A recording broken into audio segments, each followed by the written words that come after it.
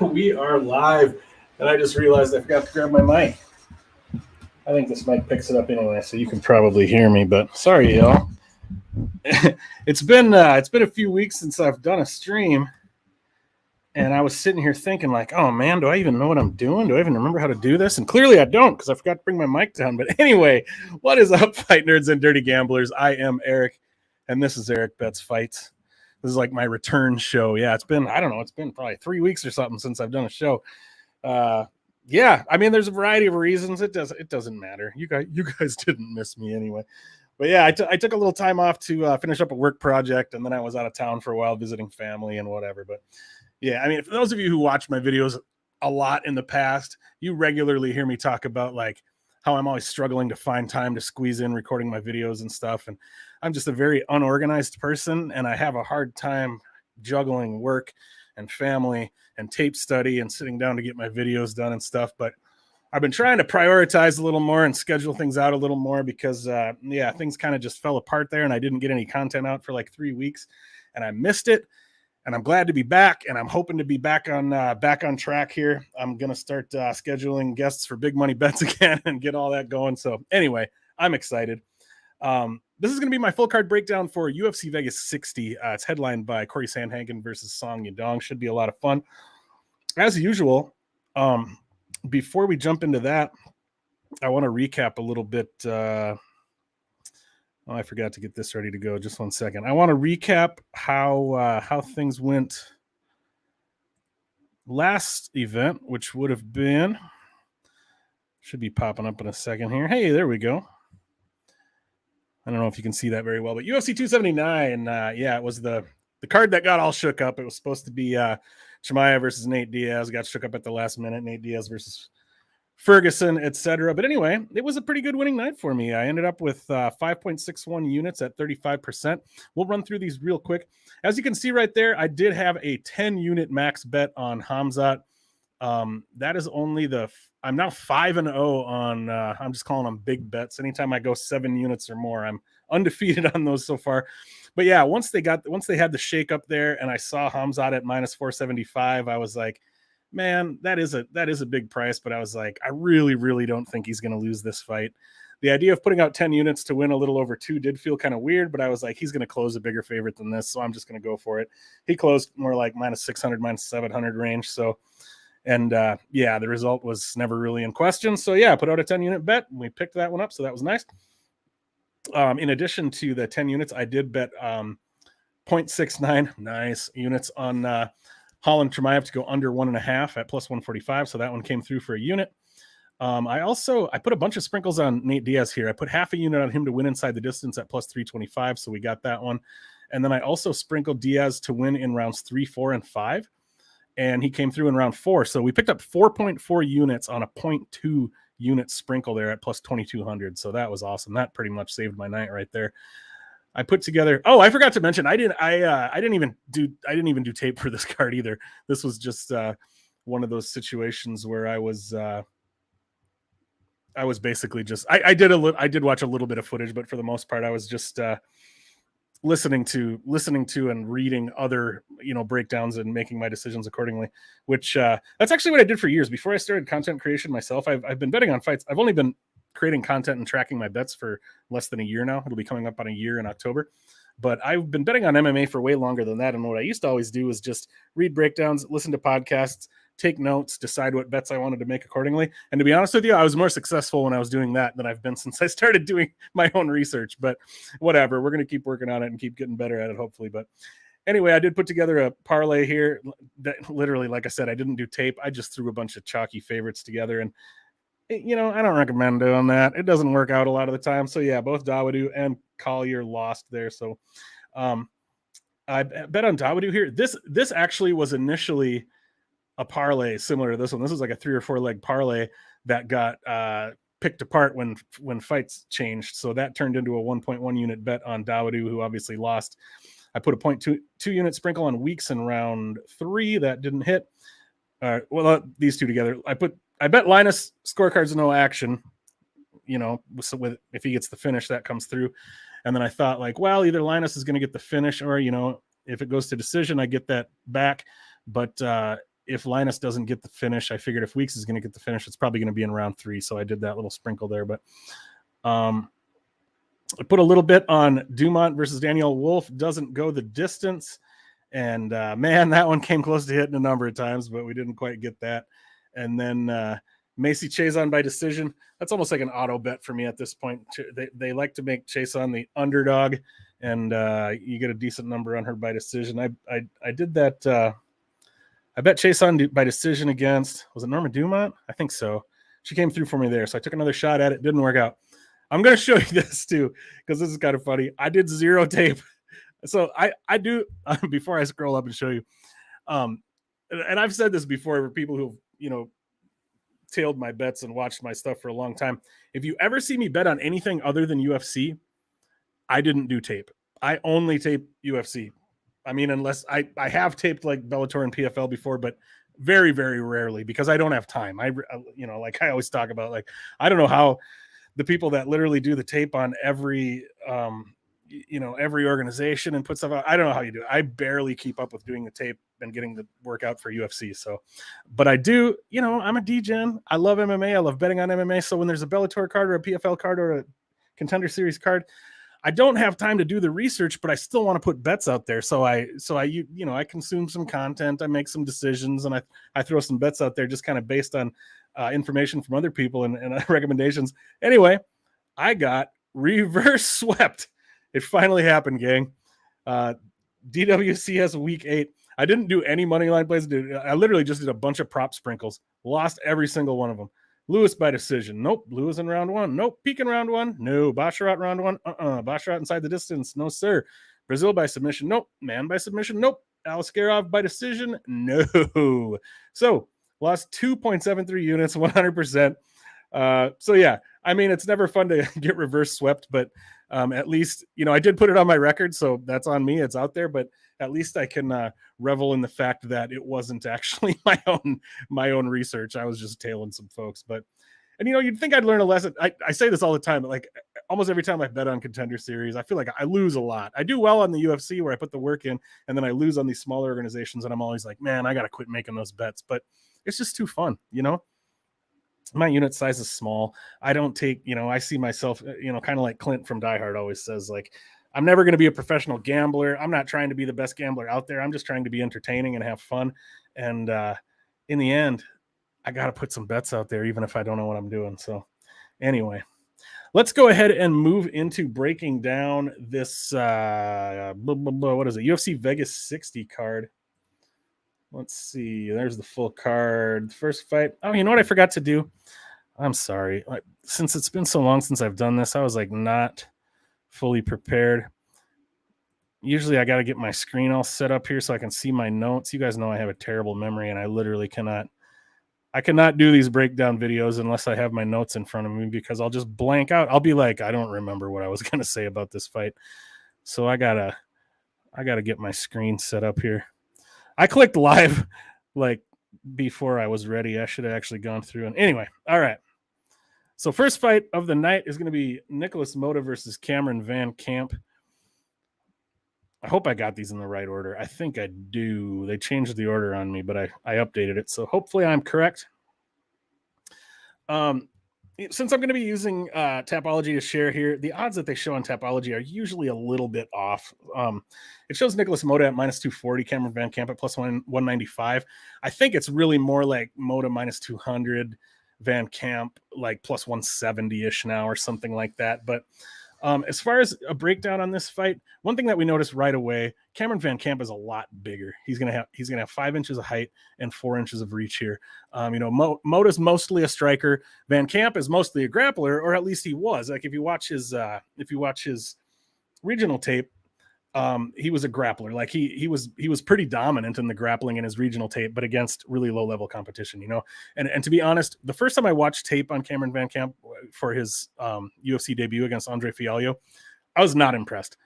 He was one of those guys where I was like, sometimes I think he was a late notice replacement. I can't remember for sure, but a lot of times, especially when it's a late notice replacement, the UFC will bring in a fighter that, they're not going to bring in anybody who's a total scrub. You got to have a decent record. You got to be from a decent team, whatever. But sometimes they end up bringing somebody in that you watch the tape on them and you're like, okay, this guy's not ready, and he's going to lose this one. They're going to give him another one for taking the late notice shot. He's going to lose that one, and he's going to be out of the organization. And that's kind of what I thought about Cameron VanCamp when I watched tape on him for the Fialho fight. However, I thought he acquitted himself pretty well in the Fialho fight. He did get finished in the first round, but he hurt Fialho at one point. He looked pretty decent. He definitely has issues with his striking defense. He's definitely very, very hittable. And Nicholas Motta is a guy who, we saw Cameron VanCamp get caught by one big punch from Andre Fialho and just drop, and that was the end of him. Nicholas Motta is absolutely a guy who can replicate a performance like that. The guy's got a lot of power. He fought Jim Miller in his UFC debut. I ended up betting. It was a last minute thing. It was Saturday morning right before the fights. I ended up betting Jim Miller inside the distance, and that came through for me. So that was cool. But Motta's got a lot of power. He's a good striker. He's a guy, he can be a little bit low volume. Like, he likes to counter, and he or this is the sense I got watching his tape anyway. I don't know if his striking stats agree with this. I'd have to look, but he tends to really want to wait for the counter, and he tends to really, really pick his shots, which is good. But he can end up being pretty low volume if the shot that he wants isn't there, because he's just kind of waiting for it. He's not a guy who's trying to touch you up. He's a guy who's trying to land the big one, drop you, get you out of there. And VanCamp is a guy who can be susceptible to that. However, if I knew VanCamp was going to look to grapple here, I would potentially be willing to pick him outright. I do think he's going to be the better wrestler and grappler, and that size advantage. I don't think he has the striking to use the size advantage in the stand-up realm, but the size advantage could come into play in the wrestling and grappling as well if he's just a bigger, stronger guy. I just said all that without looking at my notes. Let me see if there's anything in my notes that I wanted to say. I remembered more than I thought I was going to. Yeah, that was all right. I guess I did say. Oh, what? Oh, okay. Actually, looking at their stats, I did look at their striking stats a little bit. Motta's striking accuracy shows as 30%, which is super low, which is surprising to me because in my notes, I said, he seems like a really efficient striker. He picks his shots, but 30% striking accuracy does not agree with that. With VanCamp at 61% striking accuracy. And then the reason I noted this is because it's funny, because if you flip-flop it, their striking defense, Motta's at 60%, Cameron VanCamp at 29%.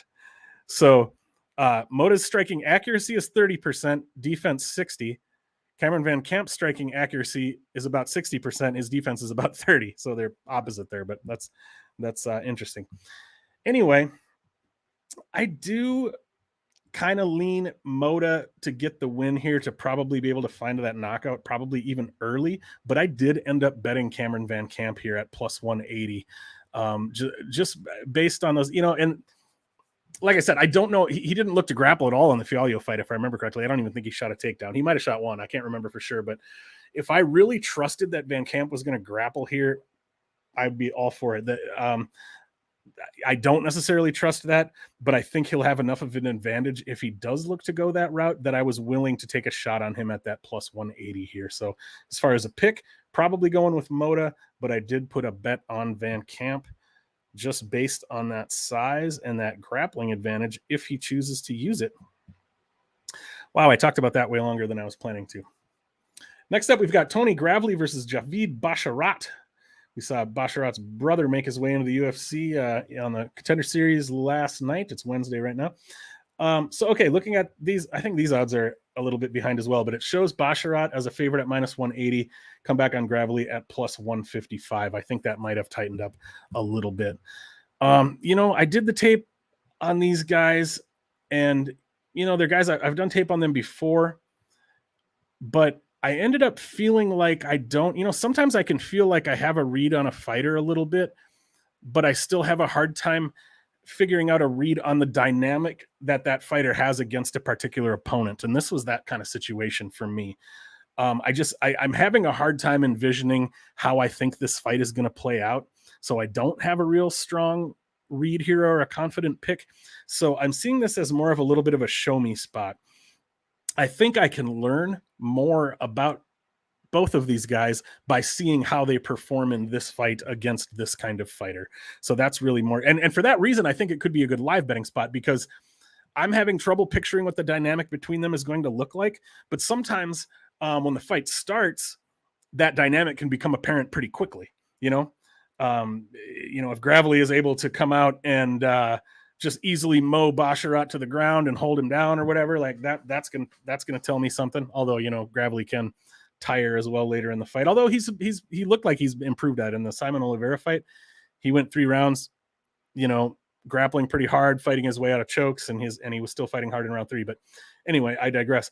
And Basharat, or if round 1 plays out with Basharat being able to defend the takedowns and piecing Gravely up on the feet, that's going to tell me something. So yeah, for me, it's just a little bit of I want to see how these guys perform against each other, and potentially get a live bet in if I see something that I like. As far as like a breakdown on these guys, obviously Basharat he's a really slick kickboxer. He throws a variety of different strikes from a variety of different angles. He's always switching his stances. He's a good moving target, and I think he mixes things up and he kind of confuses his opponents. He's just really slick and always moving, always switching his stances. You never really know, what strike he's going to throw or where it's going to come from. Gravely's a little bit more straightforward. He was a guy that he was known as more of a wrestler coming up, and he's still a wrestler. I mean, he averages, I think, 6.6 takedowns per 15 minutes in the UFC, which is fantastic. But he's also, he's fallen in love with his boxing a little bit. He's got good power. He's got good hands. He can find the button and knock somebody out. We've seen that. In his last fight, Johnny Munoz, if I remember correct. His last fight was Johnny Munoz Jr. He found I bet Munoz. I had a sprinkle on Munoz by sub in that fight, if I remember correctly, and Gravely took him out of there in round 1, if I'm remembering that right.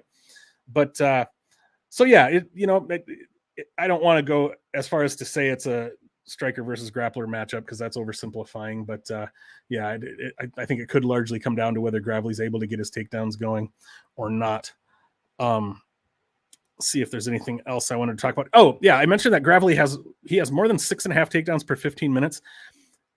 And he shows less than 12% control time. It's impressive to see that many takedowns per 15 minutes. We look at a guy like Merab Dvalishvili. Man, I don't remember what his average is, but he's attempted as many as like 20 takedowns in a fight, and he's completed, I think, like 14 or something. I don't remember exactly, but a lot, which is really impressive to see. But when you see somebody who's averaging that many takedowns per 15 minutes, what does it mean? It means they're not holding their opponent down, right? It means their opponent is getting back to their feet. So Tony Gravely averages more than 6.5 takedowns per 15 minutes, only 12% of control time. So even if Gravely is able to get Basharat down repeatedly, if Basharat is able to get back up and make Gravely repeatedly work for those takedowns, that's exactly the kind of thing that's potentially going to tire Gravely out. So yeah. So anyway, those are my thoughts on that fight. I don't have a real strong read for you or a real strong pick or anything like that. I guess if I was going to make a pick, screw it, I'll pick Gravely. I don't know. I'm not confident either way. Some people, I usually don't even make picks. Like if I don't have a bet, I just kind of give you my thoughts and that's it. But I know some people really like to hear the picks on these kind of videos. So I will try to remember to do that. Sometimes I just talk about the fight and then I'm like, oh yeah, I didn't even pick somebody. Next up, we're looking at Maria Agapova versus Jillian Robertson. We see it's pretty much a coin flip. Robertson at minus 140. Agapova at plus 115. I think that's probably still pretty close to where the odds are at for that one. Excuse me. This one, I'm actually pretty comfortable calling this one a striker versus grappler matchup. I feel like every breakdown video I say, I don't want to oversimplify, but there's at least one fight where I do it. Usually there's 2 or 3 fights where I do it, but I'm going to do it here. This is a bit of a striker versus grappler matchup. Agapova is much bigger. She's 1 inch taller and has a 5-inch reach advantage. If the fight play and Agapova, I wouldn't say either of these two are like a fantastic athlete, but I think Agapova is the much better athlete. Agapova, obviously she's got the long reach. She moves pretty well. She seems pretty strong. She seems pretty powerful. She's got fast hands. Robertson on the feet she's not gonna knock you out with her. Well, I mean, knock you out. She's not gonna knock you out with her striking, literally, but also, I mean, like, she's not gonna blow your socks off. She's not gonna knock your hair back with her striking prowess or her movement or athleticism on the feet. She's a little slow. She's a little flat-footed. I do think Agapova will definitely get the better of the striking if it stays there. That said, Agapova is a decent grappler, but we saw her last time out against Marina Moroz. Was that Agapova's last fight? I think it was. Anyway, I attended that. That was an event in Vegas. I attended that card live, and I had a bet on Agapova there. I did not expect that Marina Moroz was going to absolutely dominate her like that. Like Moroz was able to take her down and just dominate her on the ground. Robertson will be the much better grappler here. If she's able to get Agapova down and keep her there, I do think she's going to be very dominant. She's going to be able to get the positions she wants. But even though Robertson is a great grappler, she's not a fantastic wrestler. I do have some stats. Where is it? Okay, so even though Jillian Robertson isn't really like a fantastic takedown artist, she's had 12 UFC fights. She's gotten at least one takedown in 10 of them. So she's been able to take down her opponent at least once in 10 fights. The most takedowns she's ever gotten in a UFC fight is 3, and she's done that twice. So even though she's not a great wrestler, she does tend to be able to get her opponent to the ground at some point. So it's like, is she going to get Agapova to the ground at least once? Probably. Is once going to be enough? I don't know. So if I have to pick here, I'm going to go Jillian Robertson. I'm not super confident in that, but one thing that I do like here more than picking a side is I like this fight to finish. If Robertson can't get the takedowns and the fight is playing out in open space on the feet, I think Agapova is going to chew her up. If Robertson is able to get the takedowns, I think she will eventually find the sub here. I do like this fight to finish. Fight doesn't go the distance, can be had for like -175. I don't know if that's the greatest price out there. It's not a great price, but it's not bad. You're usually going to get a much better price than that on a women's flyweight fight. But the bookmakers are clearly pretty savvy to this matchup and how it could play out, and that there probably is a decent shot for a finish in this fight.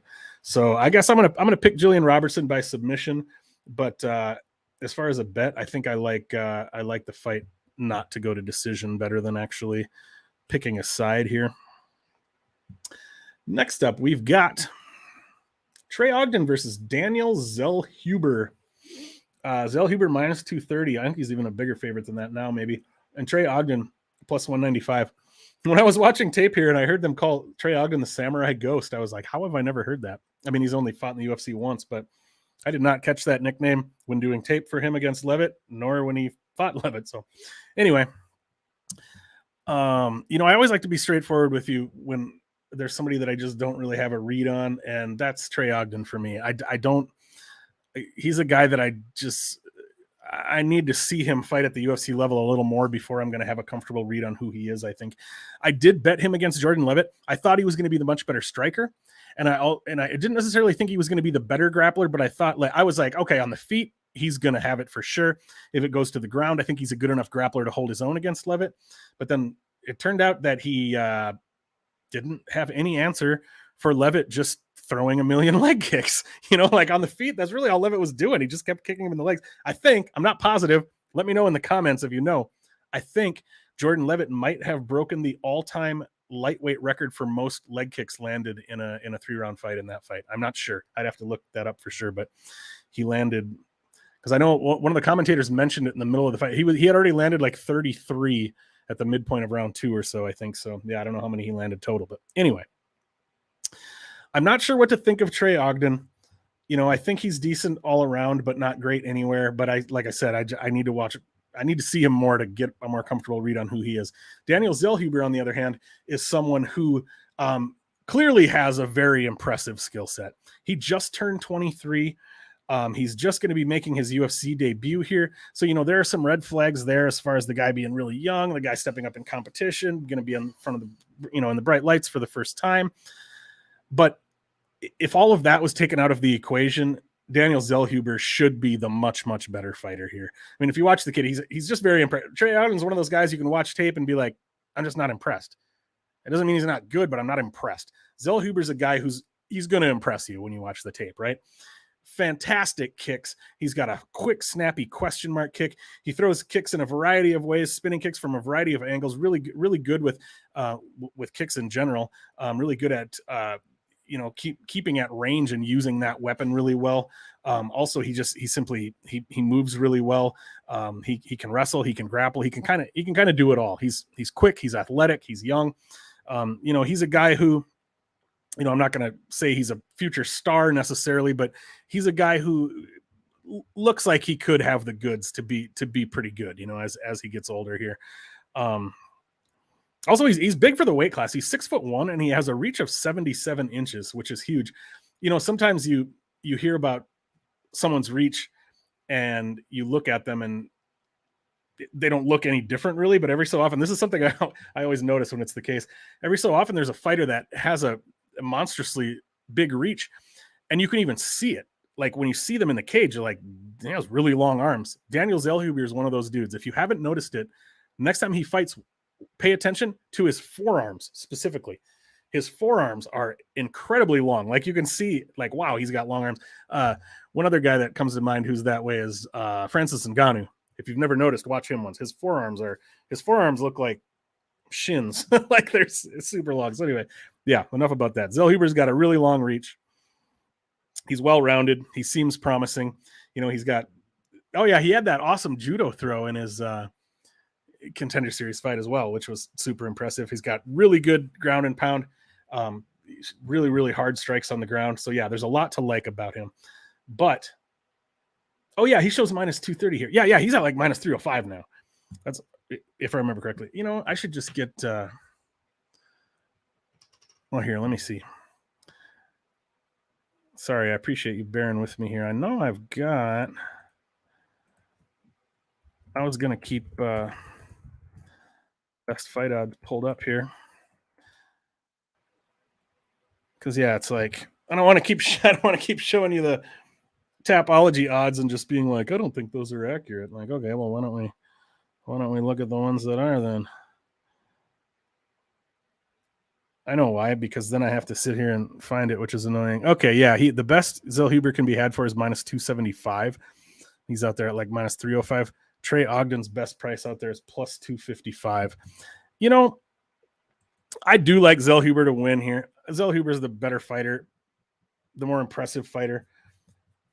There's every reason to think that Zellhuber is going to be the better fighter and going to have the better career. But man, I wouldn't hate anybody for taking a shot at plus 255 on Trey Ogden just at this point, with Zellhuber being just turned 23, making this step up in competition. Ogden's one of those guys. I don't have a strong read on him. I don't necessarily think highly of him, but he can wrestle, he can grapple. He can be a dog in there. Like, is it possible that we see Zellhuber, trying to be his dynamic, impressive self, and Ogden just goes in there with his lunch pail in his hand and takes him down and grinds on him for 3 rounds? Absolutely could happen. So, yeah, I haven't bet it yet, but man, if Ogden gets up, I don't think the line will get much wider than it is, but yeah, if Ogden were to get up at like plus 300 or something, I would definitely take that shot, but we'll see. I don't think anything like that's going to happen, but yikes, I'm a half hour in already and we've only done a few fights.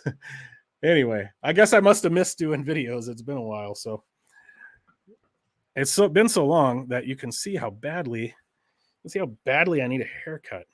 Anyway, I'm not going to get one though. I'm growing my hair out. We'll see how it goes. My wife said, "So, are you just going to be a guy with long hair and a bald spot?" And I was like, "Yeah, I guess. What other choice do I have?" We'll see. All right, next up, we've got Loma Bunme versus Denise Gomes. They say Gomes. I'm guessing it's Gomez, right? Because, like, obviously in Spanish, like Mexican families, when it's Nunes and Gomez and stuff, it ends with a Z. But most of the time with Brazilian, Portuguese names, Brazilian families, it ends with an S, like Amanda Nunes, Nunes. I know they were saying Gomes, but I'm pretty sure this is just Gomez, but it's the Brazilian version ending with the S instead of the Z. Anyway, enough about that. We've got Loma Bunme as a big favorite here, minus 270. Come back on Denise Gomez is plus 220. Let me see if that's actually accurate on the best fight odds here. Denise plus 270. Yeah, that's about right, I guess. Yeah, this spot. So obviously, Loma Bunme has been there and done that. she's pretty good. We know what we know about her at this point. She's small. She's like 5'1", but Denise Gomes is only 5'2". You know, these are both fighters who probably would be atom weights if the UFC had an atom weight division. Loma Lookboonmee definitely would be. But, you know, Loma Lookboonmee is one of those fighters who literally grew up doing martial arts. You know, who know? I don't know exactly when she started training Muay Thai, but, you know, in Thailand, probably started training Muay Thai at 5-6 years old. One of those fighters who's allegedly had hundreds of Muay Thai matches, you know, smokers and stuff, you know, probably even by the time she was like 18, who knows how many she'd had, you know, so really grew up training, switched over to MMA, made her way into the UFC. You know, she's had some wins, she's had some losses, but she, you know, she's good.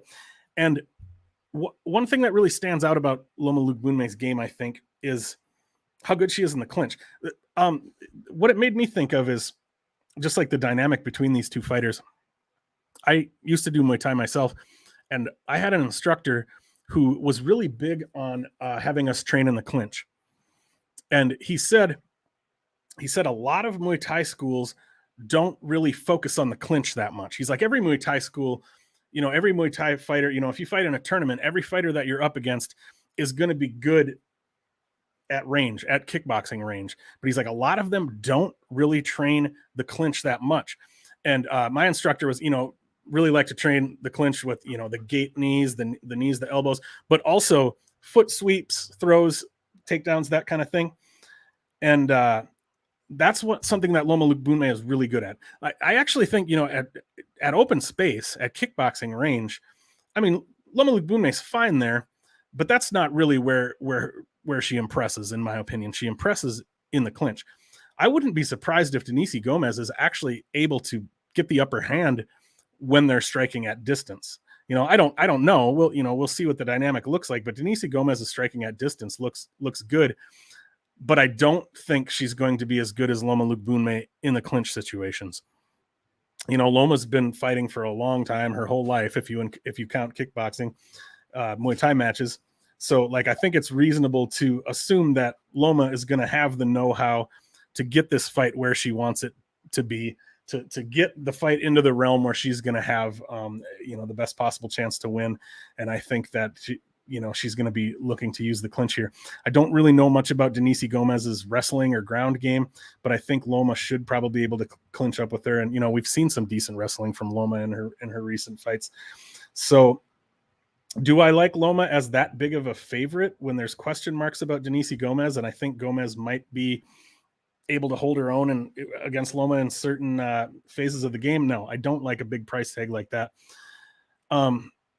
If you've been following my thing, I'm calling the She's a Dog project. If you go to betmma.tips/she's a dog, and that's DAWG, not DOG. I've been just blindly betting the women's underdog in every UFC fight, because I did the math to see. I did it in July. I did the math for every women's underdog in 2022 up to that point. So from January 1st to like mid-July or so. And it turned out if you had bet $100 on every women's underdog, you would have been up almost $1,000 at that point. And that's without doing any tape, any research, nothing, just automatically betting the underdog in every women's UFC fight. It was a profitable angle. And so I started tracking it on betmma.tips. And this is a spot where, you know, I mean, it does play out a lot of the time. Should Loma be a big favorite here? Yes. But do I hate a shot on Denise Gomes as a big underdog? Not necessarily. I haven't done it yet. I'm probably not going to do it, but you never know. Oh, that's right. Wait, let me check something here. I put in my notes here, because I looked at these odds right before, and I put in my notes here that Loma had dropped to like minus 205. Let me look here. Okay. She's still showing it like minus 250, Loma can be had for as low as minus 200 out there now. I don't mind potentially using Loma as a parlay piece or something at that minus 200. But once she was getting up to like minus 270, minus 300 type of range, I didn't like that. But anyway, as for a pick, yeah, we're going to go with Loma.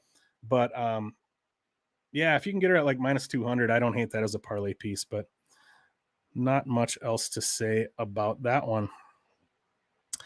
Next up, we're moving on to Aspen Ladd versus Sarah McMann in the bantamweight division. It's a pretty close fight. Aspen Ladd shows at minus 130 here.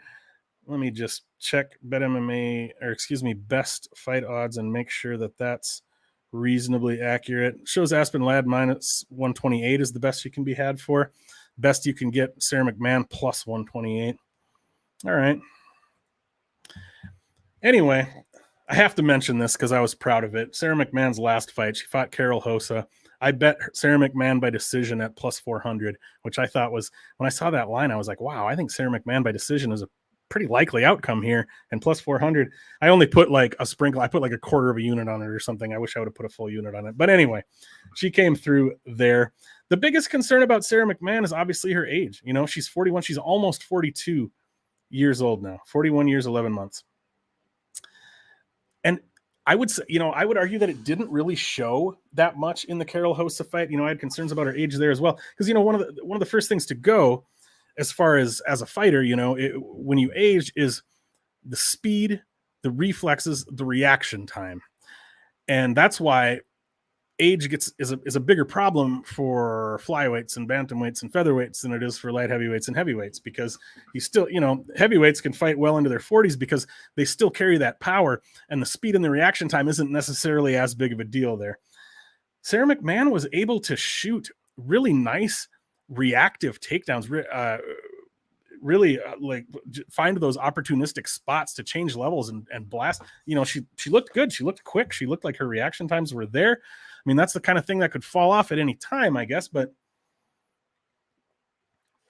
excuse me. So that's what, the big concern about Sarah McMann here. As far as the breakdown of her skill set, I mean, we know who Sarah McMann is. She wrestled in the Olympics a really, really long time ago. She's very physically strong. She's a good wrestler. Her striking has been coming along. Her striking's not terrible, but the physical strength, the physicality, and the wrestling are really Sarah McMann's thing. Aspen Ladd. Sorry, my cat's out there. I think he wants to come in. All right, we'll see. Aspen Ladd. I put in my notes this week. I put something like, I'm not trying to be a hater, but I just think that I don't understand what Aspen Ladd is good at. And I just don't really think that she's that good. And she's capable of impressive performances sometimes, but she's also capable of just entirely dropping the ball and just being like, what is she doing in there? So I don't know. I don't know how I feel about Aspen Ladd in general. So there's a lot of question marks in this fight, in my opinion, because we've got Sarah McMann at almost 42 years old and all the issues that can potentially come with that. And we've got Aspen Ladd who's really inconsistent in her performances and who also struggles to make weight. So it's tough to really have a comfortable read on this fight, at least until we see them on the scales, or, I don't know. If this was a few years ago, I would feel pretty comfortable picking Sarah McMann here, because really the only thing that's keeping me off her for the most part is just that age thing and the possibility of her just kind of falling off that cliff because of her age. Otherwise, skill for skill, especially after what she did to Carol Hossa, I think Sarah McMann, could win this fight.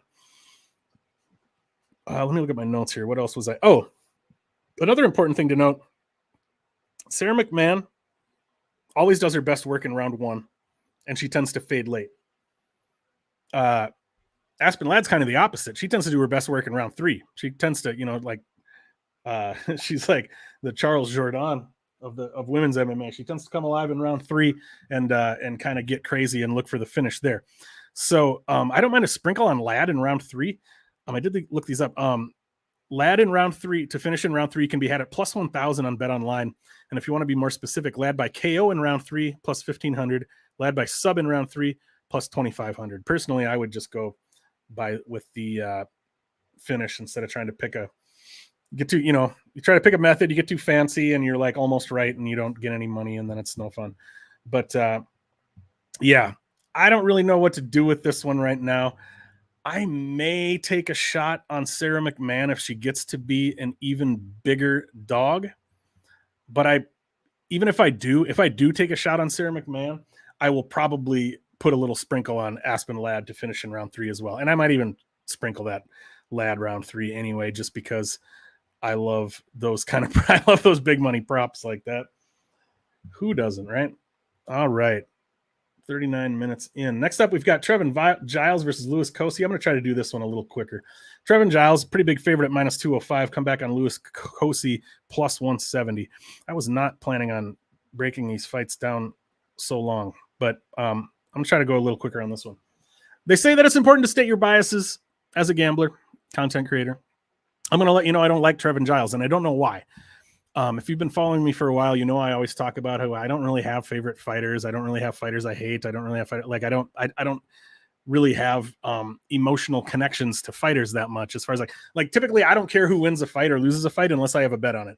There aren't like certain fighters that I'm like, oh, I'm bummed out if he loses, or I really want him to win. I don't care for the most part. But for some reason, Trevin Giles just rubs me the wrong way. I don't like him. He bugs me. So doesn't mean I want him to lose, but doesn't bother me when he does, I guess, you know. Anyway, as far as breaking down his skills, I do think Trevin Giles has solid skills in all areas. You know, he really does. But something about he seems to struggle to put it all together. He's kind of inconsistent. I don't know if he has like mental lapses in the cage, or if he just struggles with you know, sometimes fighters are like, they're a good striker, they're a good wrestler, they're a good grappler, but they struggle with putting it all together. It's what, if you've read George St. Pierre's book, he called it shoot box. That's the term that he used. Like the shoot box was the ability, like the sutures that hold it all together, you know, and he thought that was what made him stand out as a fighter. He thought that was what made him great, or better than a lot of the fighters that he fought, was that he personally really focused on that. And I can't remember which coach it was, but one of his coaches in the book talked about how he was like, that isn't even something that we really teach him in the training. This is something he does himself. He has figured out how to marry the pieces together into a fantastic, well-rounded game that, you know, transitions smoothly between the different phases of you know, different ranges, different phases of the game. I feel like Trevin Giles might struggle with that. Anyway, enough about that. Louis Cosce, he's kind of I don't want to oversimplify him, but it's a fighter we've seen a million times. You know, he's a strong, physical, hard-nosed wrestle boxer who's looking to get you out of there early. In his UFC, okay, so he had finished 8 opponents in a row in round 1, including his opponent on Contender Series, before making his UFC debut against Sasha Platnikov. So again, he had finished, I think one of those was a amateur fight, but anyway, he had finished 8 opponents in a row in round 1. So you have to think that's literally all he had ever known, is when hey, I'm Louis Cosce. That's what happens when I get in the ring. I get in the ring, I finish my opponent in round 1. So he literally didn't know anything else. So he probably went in there thinking, hey, that's what's going to happen again. And he did. You know, he went for it hard in round 1. And while I would say he has gas tank issues to some degree, he wasn't somebody who like death gassed and fell off.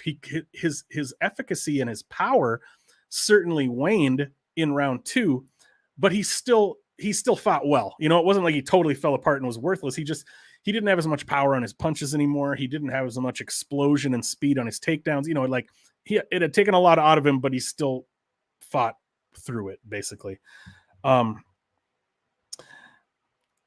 You know, and you know, now that Cosce's at the UFC level, you know, it's like, will he be working on that issue? Will he be working to improve his cardio, working to, you know, try not to go so hard in round 1 and have that adrenaline dump? Probably. But also, you know, we've seen fighters that sometimes it's like the blueprint is there and you are who you are. You know, we've seen fighters struggle with particular issues their entire career, even, you know, going to different camps and working, and it just doesn't get better, you know? So I think it's reasonable to expect that Louis Cosce is going to Louis Cosce here, right? He's going to come out here and look for that finish in round 1. And if he doesn't find it, he's not going to go away necessarily, but he's going to be a lot less dangerous. I think Trevin Giles is the all-around better fighter.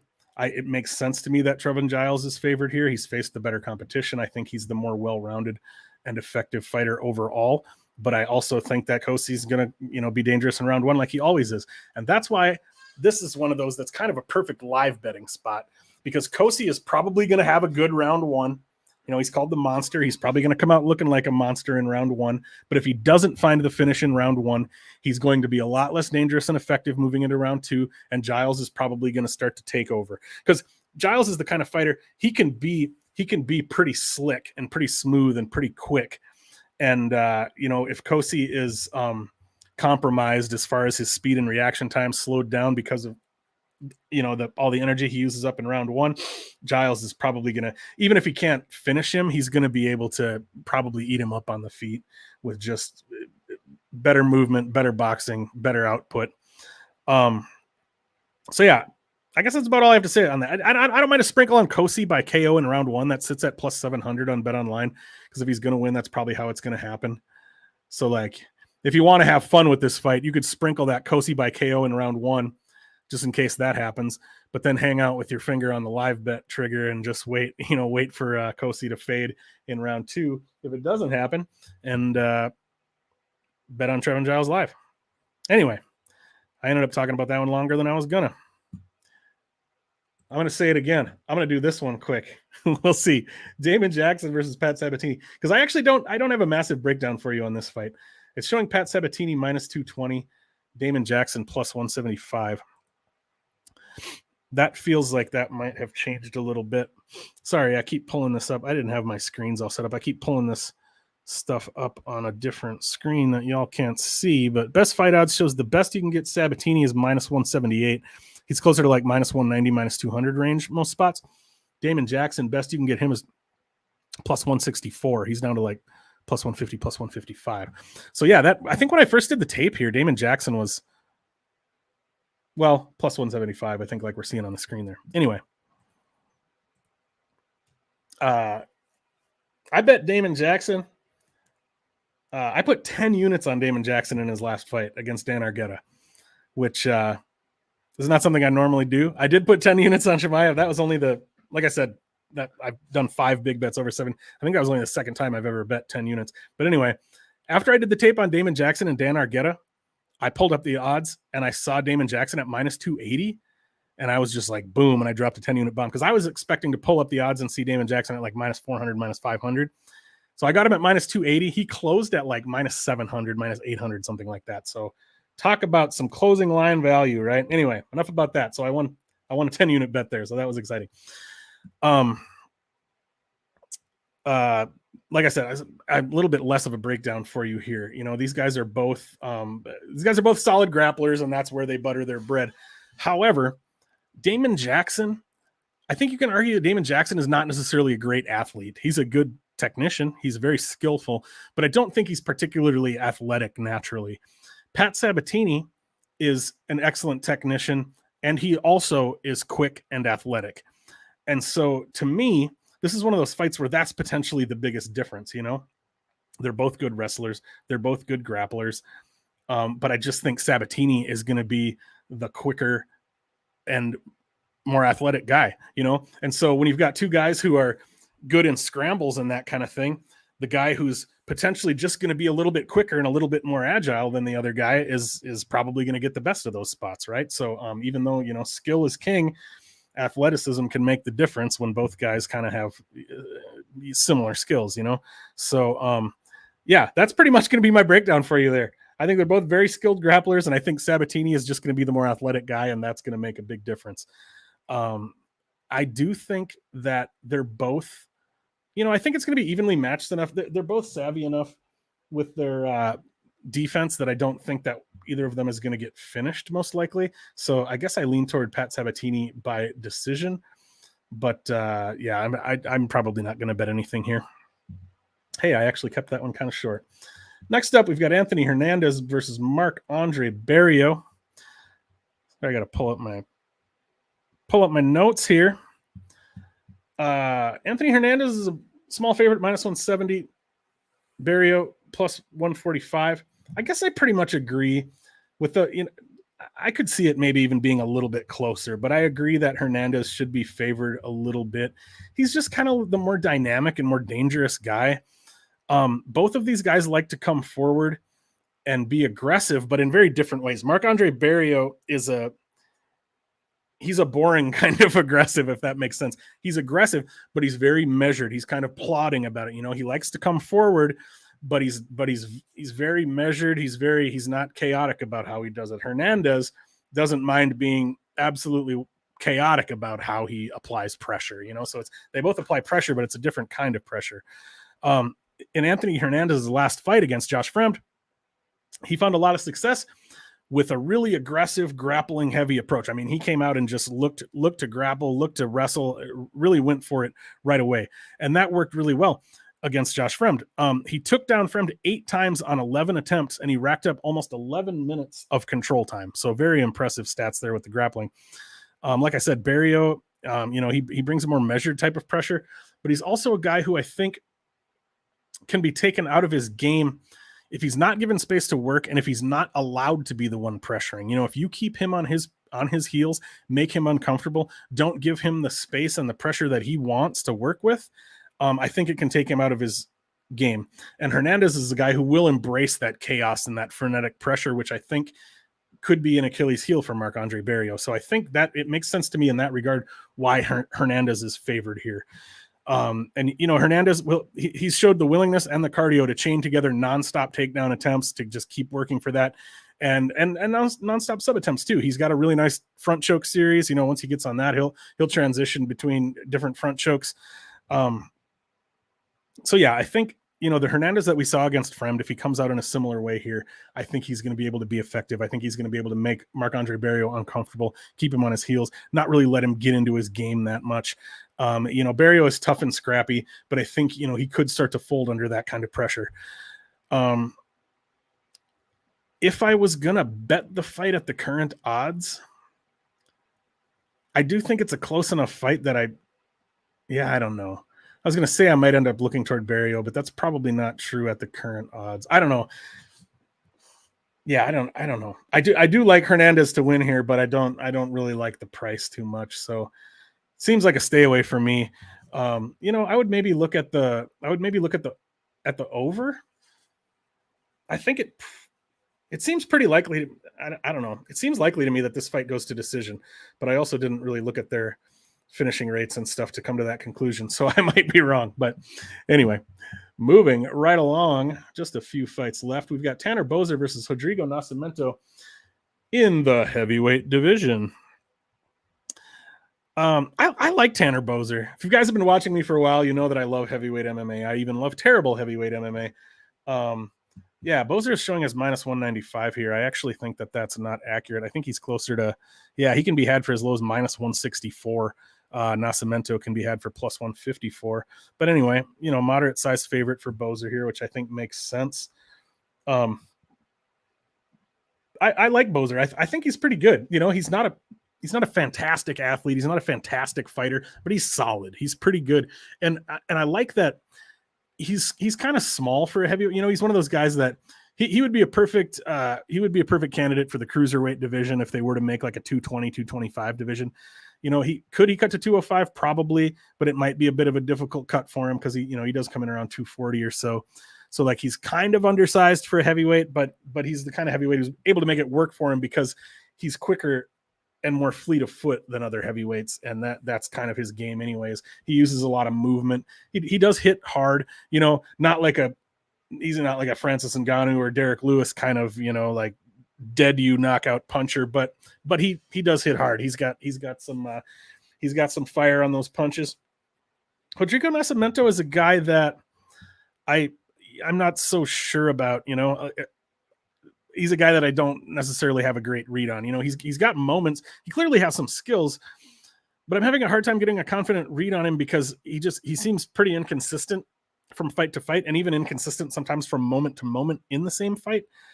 His hands look decent at times. He looks like he's got some pop on his punches, but he also looks pretty sloppy and unathletic at times. He's obviously got a solid ground game, but he kind of lacks the wrestling to get it there consistently, which we say about jiu-jitsu fighters all the time. He's got some good things going for him, but I'm just not sure about his overall game or his overall ceiling. He's not a guy I'm super, super sold on. Early on in Nascimento's fight with Alain Baudot was landing hard, clean punches almost at will. I mean, he was able to land on Nascimento. And so, I think if Alain Baudot could do that, I think Tanner Boser can probably do that too. If Nascimento is able to get Tanner Boser down, is that going to be a problem? Maybe. Nascimento will be the better grappler. Will Boser be able to get back to his feet? Maybe, probably. I actually did put a little bet on Tanner Boser by TKO I think I got it at plus 170. I do think Boser finding a TKO is probably the most likely outcome here, but I might have to take a closer look at the possibility of Nascimento finding a sub or a ground and pound TKO here. I might have to do a little bit more work on this one. I'm not sure, but anyway, by way of a pick, I'll go with Boser, but I think I might need to look into this a little more because there might be some angles to play Nascimento here that makes sense that I just haven't really looked at yet. Alan Amedovski versus Joseph Pyfer. I am not going to say much about this fight. This is a total setup fight. Just one second. Absolutely no question it's a setup fight. That doesn't mean that always works out the way the UFC wants it to, but the whole B Joe Pyfer thing. Dana definitely likes Joe Pyfer. Alan Amedovski has been an absolute bust in the UFC. Totally reasonable to assume that they're trying to give Joe Pyfer an opponent that he can style on to build his name a little bit. Alan Amedovski, he does hit hard. It's not that he's not a dangerous guy. He's a dangerous guy in round one, but he's just not really that technical, not really that skilled, but he can hit hard. And if he lands on you, it can be a problem. I did, just because of course I did already put 0.1 unit on Alan Amedovski by KO in round one at plus 2,500 because I had to. 25-1. Yeah, he's a big underdog, plus 325. But his only path to victory here really is to find that round one KO. And I was like, 25-1, 0.1 unit. Why not? Right. So I put it out there. But yeah, if Amedovski doesn't find that round one KO, which obviously if we look at the 25-1 odds, we see that that's not very likely to happen. I think the most likely outcome here is Pyfer finishes Amedovski late in round one or maybe into round two. But yeah, Pyfer should roll here. It's a setup fight for him. This tells you all you need to know. The under 1.5 is at minus 190. So obviously the bookmakers are aware that, and the betting public is aware that this fight is likely going to end, in the first 7.5 minutes, and likely it's going to be Joe Pyfer doing the ending. I feel like I've already said more than I need to on this fight. That is enough about that. Next up, we've got Andre Fili versus Bill Algeo. Pretty much a coin flip. We're showing Fili at minus 130, Bill Algeo at plus 110.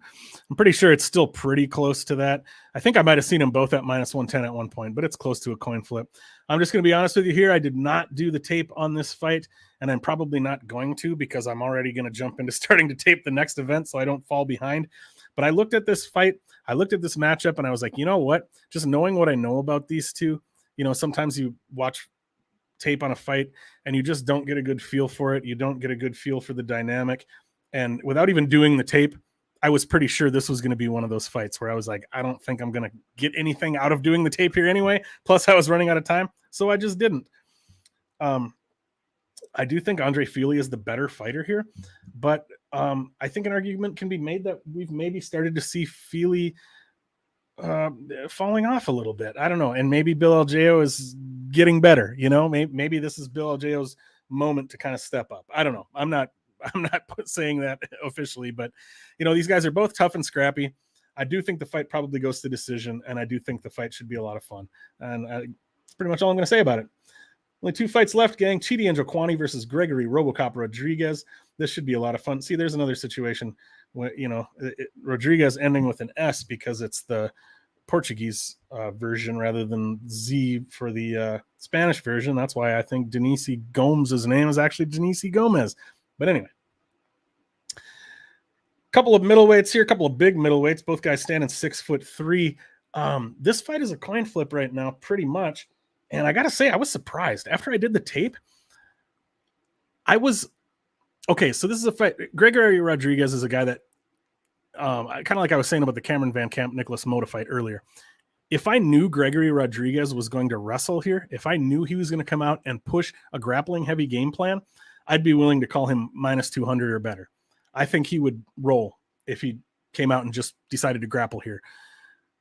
But he's shown that even when he's in a situation where he knows that that's his big advantage, he doesn't always look to use it, which is frustrating. But Chidi Njokuani, he's a guy who toiled in smaller shows for a long time. He's a guy, if you follow the sport for a long time, you know who Chidi is, his brother Anthony. You know, Anthony was in the UFC quite a few years ago. Chidi finally, you know, he'd fought in Bellator, I think, and a few other places. Finally made his way to the UFC, and he's won 2 UFC fights impressively, and both of them in round 1, if I remember correctly. However, I'm not convinced that Chidi is as good as those fights have made him look, unless he really has turned a corner and improved a ton. I think, you know, I don't want to call anything fluky, but I feel like Chidi's going to get exposed as not being as good as those performances have shown him to be. Just one second. I apologize. I'm going to go let my cat in. I'll be right back.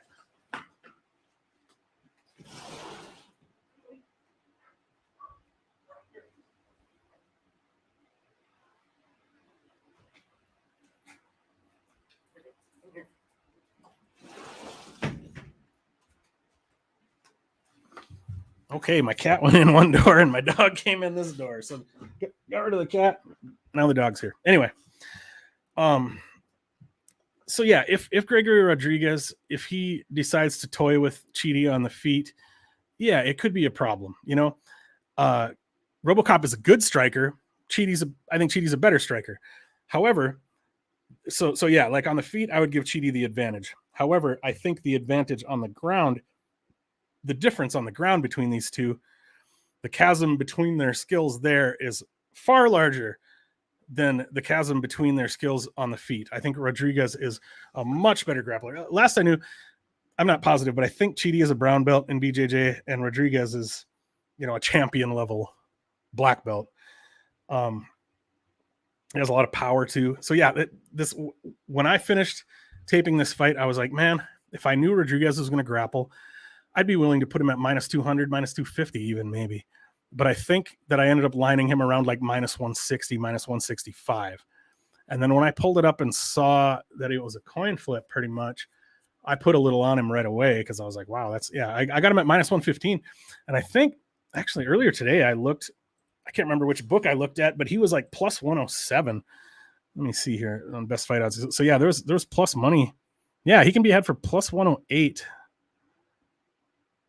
Plus 104, plus 105. So yeah, there's plus money available, and I wish I hadn't already taken him at minus 115, but not a huge difference. But yeah, like I do feel like that line is wrong. I mean, yeah, it could partially come, you know, it probably comes down to, like I said, that we can't necessarily trust his fight IQ. Is he going to come out and just bang with Chidi? And is he going to bang with Chidi and get banged out of there in round 1? Yeah, that could happen. But if he fights smart, I think Rodriguez takes this fight. I don't want to say easily. I'm not trying to take anything away from Chidi, but I think this is Robocop's fight to lose if he comes out and fights smart. So I did bet him straight up, and I also sprinkled him by sub at plus 500. That brings us to the final fight, gang. Cory Sandhagen versus Yadong Song Yadong, whichever one you want to call it. Sandhagen minus 210, Song Yadong plus 175. I actually think that's not accurate anymore either. So yeah, we're seeing Sandhagen can be had for as low as minus 180 now. Song Yadong out there plus 170. Okay, so I guess it hasn't changed a ton. But anyway, I'm not going to get real deep into the breakdown on this one. You know, Cory Sandhagen is the bigger guy. To me, the breakdown of this fight, it kind of comes down to this. Like, you know, these guys are both strikers. It's reasonable to assume that this fight is going to play out mostly in the striking. I did have some stats here. Okay, so these guys have a combined total of 8 takedowns landed between them in 20 total UFC fights. So just to give you an idea of, like, you know, they're not out there actively looking for takedowns most of the time, you know. Not to say that somebody might not shoot and that a little bit of this fight might not play out on the ground, but this is a 25-minute fight between 2 strikers for the most part. And to me, the breakdown just comes down to, you know, Sandhagen is the bigger guy. He's also he's the guy with the more varied toolbox, and he's the tougher puzzle to solve, I think. You know, he's a guy who uses his movement really well. He's really tricky to figure out. He's always kind of moving and coming from different angles. And, you know, Song Yadong he's a very technically skilled striker, but he doesn't have as much of a finesse game like that. You know, he's his game isn't necessarily as much of a puzzle that you're trying to solve. It's more like, you know what Song Yadong is going to try to do. He's going to try to land a big shot on you and drop you where you stand. And if he lands that shot, he probably will, you know, whereas Sandhagen is mixing things up a little bit more, I guess. Sandhagen has never been knocked out in 18 pro appearances, but Song Yadong does have 25 minutes here to make it happen, you know? So like I see, like, I think, you know, if the fight goes to decision, I think it's Cory Sandhagen all day. I think he's going to, you know, like I said, he's just going to use his movement, his more varied striking attack. He's going to be putting out more volume. He's probably going to be landing more. Like, I think the minute winner here is Cory Sandhagen, almost certainly, unless it becomes one of those fights where, you know, if Cory Sandhagen is winning the minutes and Song Yadong is able to land one or two huge shots or get a knockdown or something, you know, that's the way he's going to be able to potentially steal rounds from the minute winner.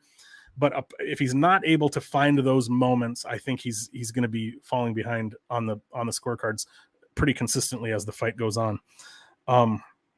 If you like Song Yadong, I think you got to bet his KO prop because, like I said, I don't think he's going to win a decision here. I lean toward thinking the fight probably goes all 25 minutes. I don't know. I shouldn't even say that. I don't really have a super strong feeling on that. But yeah, I think it probably does. I think as far as a pick, yeah, I'm going to go Cory Sandhagen by decision. You know, I'm not hanging my hat on that, but I do like Sandhagen here. In fact, I bet him at minus 205 when I finished the tape because I was actually thinking he might get to be an even wider favorite, but it's actually closed in a little bit. It's gone the other way a little bit, but yeah, I don't mind. I just told you the numbers and I forgot. Sandhagen can be had for like minus 180. Yeah, I don't mind a bet on that at all. And I think, you know, I feel like, you know, I don't want to oversimplify. I feel like you can bet Sandhagen's money line and you can just hedge that with a little bit on Song Yadong by KO because I really think that if he's going to win, that's the way he's going to do it. So anyway, I don't mind Sandhagen as a parlay piece here or even a straight up bet potentially, but yeah, maybe not a bad idea to hedge with that Song Yadong KO because the man clearly is dangerous. All right, my throat's starting to give out. That's the first breakdown video I've done in a long time. We went an hour and 7 minutes. Not bad. Awesome. Okay, what else usually I try to end this by taking a look at the bets I've got. So the bets that I've placed so far, I'm going to make that a little bigger. Can you see that okay? Oh, that's better. Bets I've got so far, I put 2.05 units to win one on Cory Sandhagen at minus 205. I put 1.15 at minus 115 to win 1 unit on Robocop Rodriguez. Put 0.7 on Cameron VanCamp at plus 180. The reason that I put a weird number like 0.7 there is I was like, okay, I'm willing to put a unit total on Cameron VanCamp. But last I looked, there were no props out for that fight yet. But I decided, you know what? I want to put 7.7 on his money line. And I'm going to put 0.3 on either a sub prop or inside the distance. Because I do think that fight probably finishes. So anyway, pretty chalky here. This is Amedovski versus Pyfer under 1.5 minus 175. It's at like minus 190, minus 200 now. I did put a unit on that. Hernandez Barriault over 2.5 was almost a coin flip. I do feel like, I don't know, maybe that was a bad call. I don't know. We'll see. I put 1.15 to win 1 unit at minus 115. Like I said, I did, for the culture, as the kids say, I did put 0.1 on Amedovski by TKO in round 1, 25-1. 0.6 on Boser by KO at plus 170.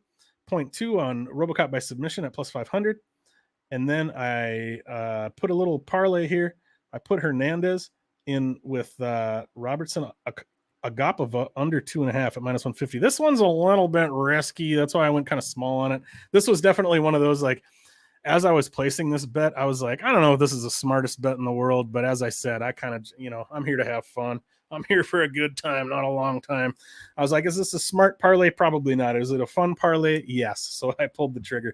So there you go. That is what I've got on the slate so far for UFC Vegas 60. I'm so rusty, I don't even know how to close these videos anymore. Thank you so much for watching, y'all. I really appreciate those of you who have stuck around and watched all the way to the end. I am Erik with Erik Bets Fights. You can find me on Twitter at Erik Bets Fights. It shows it right down there. Please subscribe to me here on YouTube. Please like this video, leave a comment. If you want to leave it, the comments help the algorithm get going here, but I'll give you a question. What is your favorite prop bet for UFC Vegas 60? What is your favorite prop bet? Let me know that down in the comments there. Also, if you're seeing this on the Never Hedge Media YouTube channel, make sure to like and subscribe there. Like and subscribe all over the place. Erik Bets Fights and Never Hedge Media. Thank you so much for watching. I am Erik with Erik Bets Fights, reminding you to play it smart, play it tight, and let's grow those bankrolls. Enjoy the fights this weekend at UFC Vegas 60, y'all, and I'll see you next time. Take care.